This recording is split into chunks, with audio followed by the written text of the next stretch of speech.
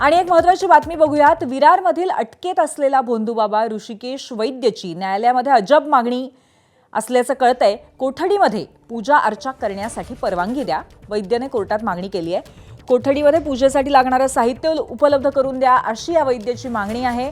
न्यायालयाने ऋषिकेश वैद्यची मागणी फेटाळली आहे।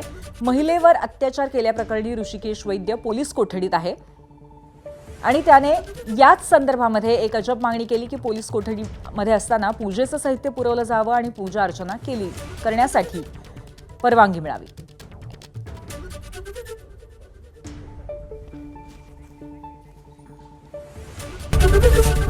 एबीपी माझा, उघडा डोळे बघा नीट।